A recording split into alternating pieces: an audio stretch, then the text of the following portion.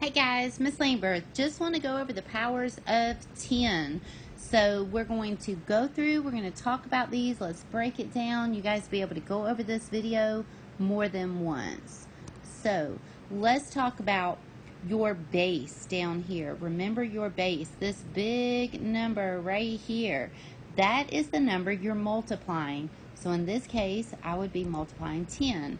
Your exponent, this little number right here that kind of hangs up in the air above your base, that tells you how many times that you are going to multiply that number. So let's see what that looks like. So guys, when we're on here, if you'll look, this particular one, 10 to the first power, that means I just have one 10, okay? So in standard form, that would be 10.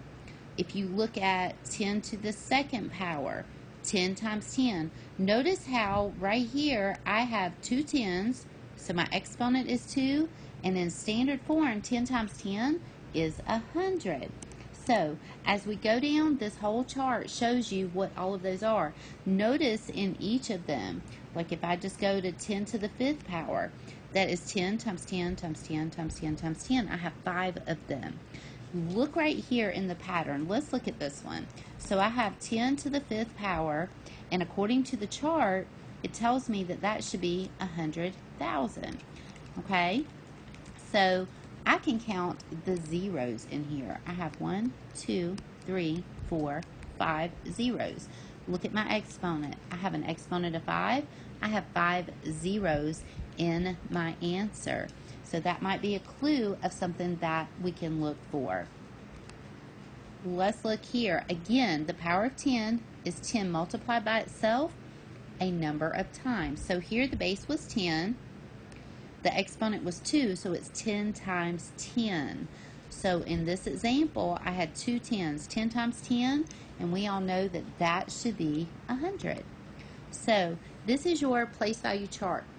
So in the ones, the reason it has a 0, there are no 10s in the 1 section. No 10s. So it's 10 to the 0 power. When I go over to the 10s column, the next one, okay, that's just 1 10. So anything in this column would be multiplied times 10. Well, every time I move over, I'm multiplying times 10. So if I move here, this one, the hundreds is going to be another 10. So now I have 2. 10 times 10. 10 to the second power. If I go to the thousands place, I'm multiplying by another 10. 10 to the third power. And if you guys look up here, I have 3 of those. So I have 10 to the third power. And that pattern continues. Okay? That pattern continues. So as we go through and we're looking at those, we have the same thing happens if we go the other way. As I move across, if I go in the opposite direction, then I'm dividing by 10. So every time I move to the left, to the right, I am dividing by 10 when I move to the right, guys. And I'll probably redo this video so that there's not as much of my mistakes as I'm reading through it. So we're going to now look at when we multiply, numbers get larger. That's the same with anything. But when we're multiplying by tens, we're moving the decimal. The number is actually getting larger as it moves across. The exponent tells us how many zeros we move. So if there's 8 times 10, they put 1 0. I love this picture, guys, because it actually shows you how the zeros correlate with that exponent. So let's look at some questions that we pull from Progress Learning. So in this example, I am multiplying 10. 10 is my base. That's the number that I'm multiplying repeatedly across here. Well, let's count them. So I have 1, 2, 3, 4, 5, 6. So your exponent should be 6. So if I go down and look, D should be my answer. I'm multiplying 10, and I have 6 of them. So my exponent is 6. Let's go to our next question. So in the same sense, how could I find an expression that does 10 to the 4th power? Well, first, let's eliminate some answers, and then we're going to check them. You never multiply your base times the exponent. So A would not be an answer choice. It is not 10 times 4. I'm also not dividing. When we're using exponents, we're multiplying. Okay? And then again, when I use exponents, I'm multiplying, and that just leaves us with D. Well, let's check and see if that works. My base is 10, so I'm multiplying 10, and my exponent tells me I'm going to do that 4 times. There's 2, 3, and 4. Excuse the way my stylus is working. All right, so yes, this matches my answer choice here. I'm multiplying 10, and I have 4 of them. Let's go to our next one. This particular one, guys, I wanted you to see this question because I told you sometimes they're not going to write it like this. Sometimes when typing, they will do this, and they use the caret, and there's another. These are the same thing. It's still 10 to the 3rd power. So if I go through and I do 10 times 10 times 10, okay? So that exponent tells me how many zeros I need. 10 times 10 is 100, and 100 times 10 is 1,000. So our answer choice again should be D.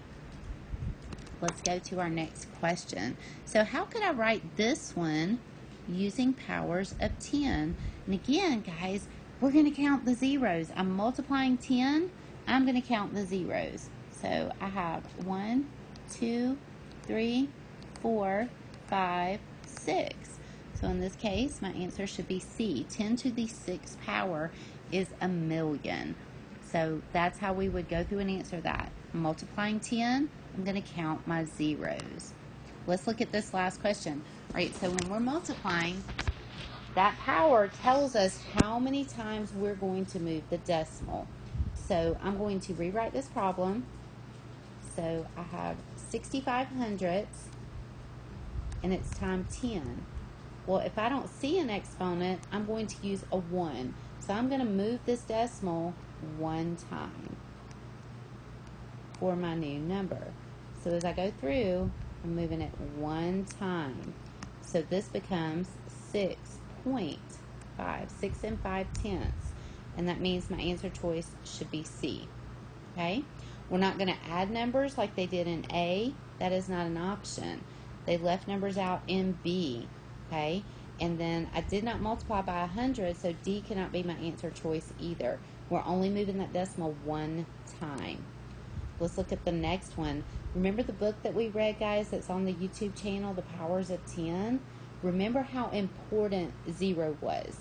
When D was talking, 0 was that placeholder, and we're going to see this.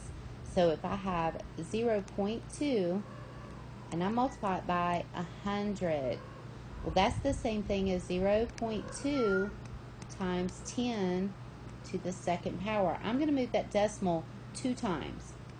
So 0.2, and then I'm going to move it 2 times. That's 1 time, 2 times. So I have to put a 0 in here to hold that space. So this becomes 20. That's my new number.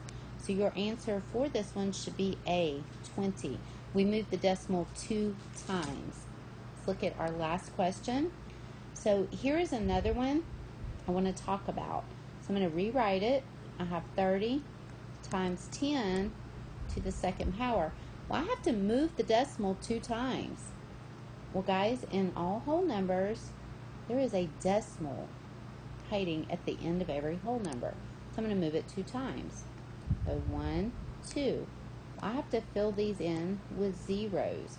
So 30 times 10 to the 2nd power should be 3,000. I added 2 zeros to 30, and I got 3,000. So guys, I kind of hope this helps, and you can go back and look through these lessons to review the steps for doing this. You can see some of those things and can use this. And again, I'll probably do a little bit better video. This one's just for you guys to review right now in class. All right.